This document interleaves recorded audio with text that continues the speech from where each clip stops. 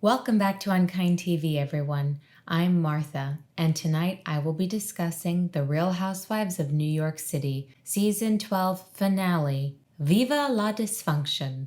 We open with Ramona talking to herself about decorating for Christmas and how once I had a really great Christmas card with Avery and Mario, and it was so beautiful that people framed it.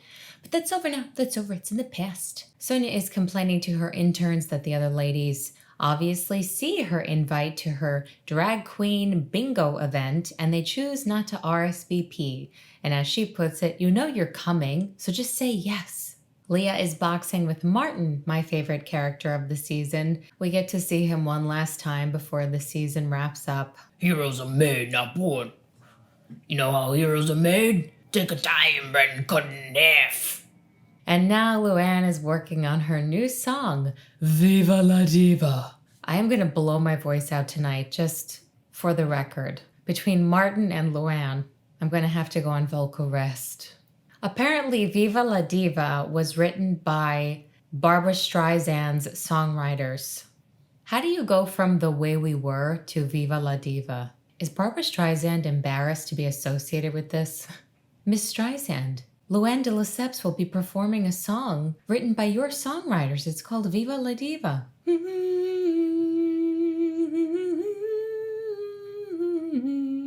So Luann starts working on the first few lines of the song. If you want the truth and nothing but the truth, money doesn't buy you class. The producer gives her some feedback. He says, hey, say that class part deep in your chest. Really? You want her to go deeper? Make it sexy. Class. Yeah, like that. This is take 2. Money doesn't buy you class, but a diva has needs. Was that good? Viva La Diva! Viva La Diva! I actually do. I like the song. I do. Dorinda is renovating her old condo, and she is recovering from hand surgery. I loved her confessional where she grossed out the interviewer. She says that whatever they pulled out of her hand had legs on it, like an octopus with tentacles. Like you hear, ah! No, I'm gonna miss Dorinda when she's like this. She starts talking to the guy overseeing her renovations about what a year it's been. She's like, broke my ribs, flooded the Berkshires. She goes through this whole litany of problems, never mentions breaking up with John. And as she's talking, she starts to lean on a window. And the guy she's talking to is like, could you lean on a wall maybe? I really wouldn't want you going through that window. She goes, would you die if that happened? Would you die? He goes, actually, you would die and I would have to live with that for the rest of my days. So let's not. And then, oh no.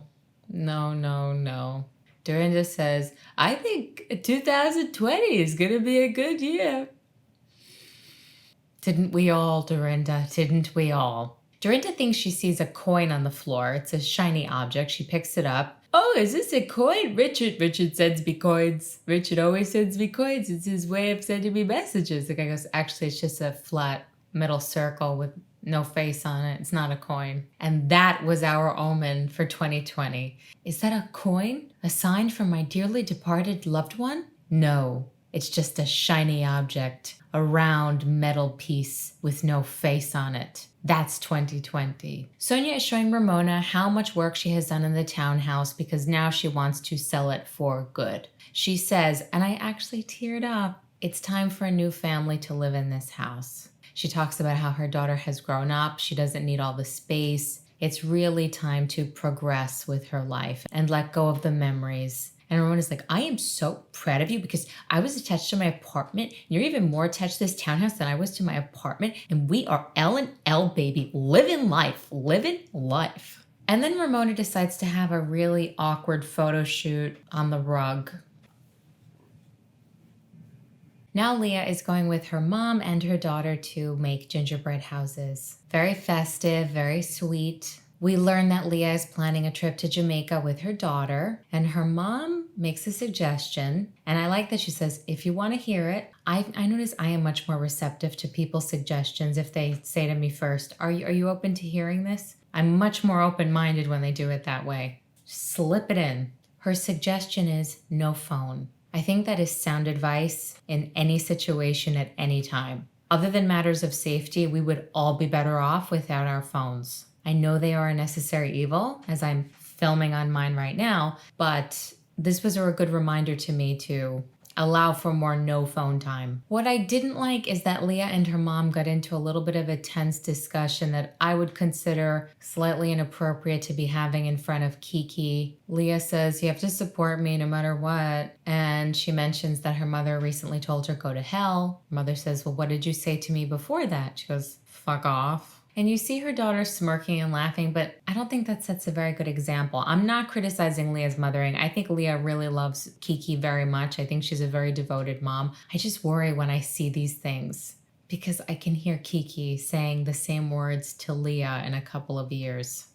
And now everyone is invited to Luann's rehearsal of her latest cabaret, F, marry, kill. On the way to this event, Leah notes that it seems like the other women are really fed up with cabaret. Leah, you have not been here. In the words of Bethany Frankel, life is not a cabaret. It has been cabaret, cabaret, cabaret, cabaret. The viewers are fed up with cabaret. As usual, Ramona will not be attending. She doesn't even let Luann know that. She tells Leah she's not coming. The act has gone stale. Sonja observes that this gimmick of playing F, marry, kill with the Housewives is Luann's way of trying to refresh the material, and she wishes Luann would just admit it's gotten old, and it has. Sonja goes up there completely improvising, and Sonja is always great on the fly. I remember when she participated in Tinsley's circus act, how great she was. She's great at this too. She just right off the cuff. Who you gonna kill? That's easy, Ramona. Who you gonna F? Well, not Tinsley, because she's unfuckable.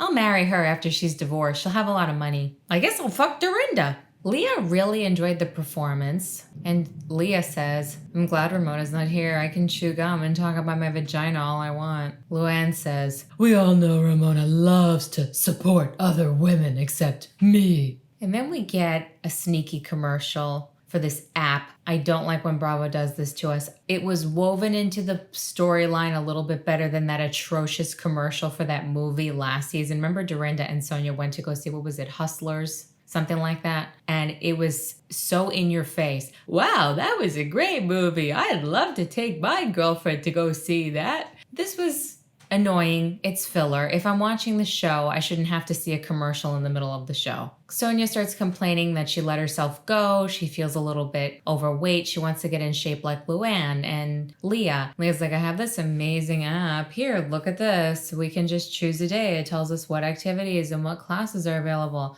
Great. And I don't know about you guys, but I resent this and I will never use this app now. Because I'm like, excuse me, you interrupted my entertainment with a surreptitious, sneaky advertisement. I don't appreciate that. Leah says she has grown to love Sonja, that she appreciates her now for the free-spirited artist soul that she is. Misunderstood. I think that's pretty accurate. And now it's time for Drag Queen Bingo. This is a fundraiser for the LGBTQ plus community, and the ladies are showing up with a gay plus one. Naturally, Ramona shows up with a straight guy, and not just a straight guy, a sleazy, aggressive, gross straight guy. Everybody's reprimanding her. Ramona, why did you bring a straight guy? You're supposed to bring a gay friend to this event. What were you thinking? And Ramona starts complaining. There's only gay guys here? There's no straight guys? And Sonja goes, you're an idiot. Now Ramona's defending herself for not showing up at Luann's cabaret rehearsal. She's like, I didn't get the email. Okay, I got it at the very last minute. Okay, you didn't give me any notice and I had other obligations. Luann says, I sent you a message. Look at the attachment. Look, it says, be there. She's like, okay, actually, you didn't put it in the header. Please come to my show. I'm just giving you some business advice, okay? And business advice, you put it in the header. Come to my show. Well, I have business advice for you. Open attachments. Oh, God. Ramona's date sidles up to poor Leah. He says he's totally platonic with Ramona. Ramona comes over to see what he's up to, and this dirtbag has the audacity to say, Leah was looking for the green light, like to get permission to sleep with him. I don't think so. He starts, nudge, nudge, friends with benefits, huh, Leah? And Ramona walks away, her virgin ears, like she's never heard of this before. And this guy is telling Leah, you're in your prime. I can make you shine. Oh, ew, ew, ew. I would like to do unspeakable things to this man, and none of them would be pleasant. As Leah says in her confessional, disgusting. Sonja and Ramona, of course, have to make a scene. Sonja grabs a microphone. She's yelling at Ramona for bringing a straight guy. Ramona starts yelling back. She's like, nobody told me that I had to bring someone gay, okay? You didn't tell me that. Look at the email. Look at the email. It doesn't say anything about bringing only a gay person, okay? And Sonja starts screaming, I told you no boring friends. And Sleazeball is offended. Did she just call me boring? Yes, and a lech. And now it's time for actual bingo, and Dorinda is so aggressive. All I hear when the bingo numbers are called out is like vitamins. B12, B6. And Dorinda is screaming like, remember those old Herbal Essences commercials where the woman doing her hair was kind of simulating having an orgasm? Yes, yes. Except it's yes, yes, yes. I mean, she is really competitive over bingo. Dorinda won't even sit, by the way, during all of this. She's squatting like she's preparing for battle. She's like hunched over her board. Yes, yes. And of course, Ramona has to ruin Dorinda's bingo board. And it seems like Dorinda's winning by moving a piece over 69. I like 69. I like 69. Messes up the whole thing. Dorinda is disqualified. She's fuming mad. And then Ramona gets a talking head. She's like, what? I just like 69. I think it's a pretty number for graphic reasons. You have the 6 and then you have the 9. This is a public service announcement and it's filthy, but it has to be done. To all the men out there, if you go on a date with Ramona Singer, I would strongly advise you not to engage in 69. Ramona has proudly displayed her dysfunctional, uncontrollable bowels on national television, season after season after season. You've been warned, fellas. As we're wrapping up the episode, Luann performs for the first time Viva La Diva. It's a little rough and it's a little dated sounding. It's very 70s, but it's catchy. Like Leah says, you cannot help but get it stuck in your head. Viva la diva, viva la diva. And we get to the end cards. Luann, as a result of the quarantine, could not perform F, Marry, Kill, no cabaret, so she's working on her memoir instead. Dorinda's card says she's also working on a book, and as we know, she has been fired from the Real Housewives. Leah's card says that she has quit drinking, and Sonja's disappointed me. She was not able to sell the townhouse, but she got a facelift, and we have seen that. I think she looks fabulous. Ramona's card is pointless. She moved up to a higher floor in her building because it's more Instagrammable. We think we're done. Leah is saying some nice things to the ladies, and she tries to give a toast to Tinsley. She says, Tinsley's the one who introduced me to this group, and Dorinda goes insane. No, fuck that. You gonna toast to Tinsley? Tinsley did shit. You don't mention her name. I'm a principled person. You don't mention her name. Tinsley left the show because she breached her contract. You gonna mention Tinsley Mortimer, who breached her contract? She almost ruined our show. Tinsley almost ruined our show. You don't mention her name. Tinsley's a bitch. I'm going home. And it is very sad that this is the last we will see, for now anyway, of Dorinda Medley. What a way to go out after how much she has given us. The Berserkshires, I Made It Nice, clip. You better back that shit up. It all ends in a completely irrational drunken fury. She goes batshit. Luann says to Leah that this shows a lack of growth. This is what happens when you don't grow. And by the way, she couldn't come to my show the other night, but she managed to come to this.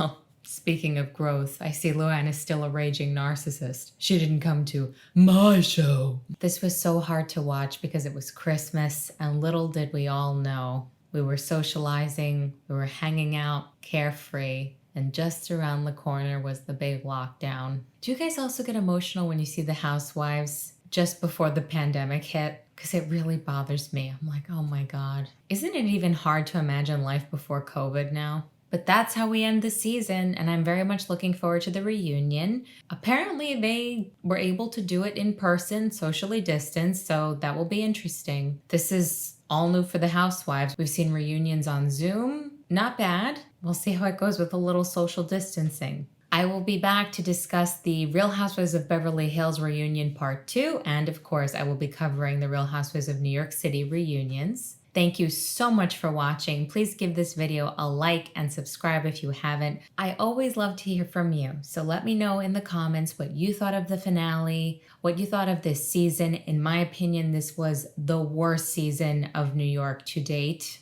and I'm kind of glad it's over, and I can't believe I'm saying that.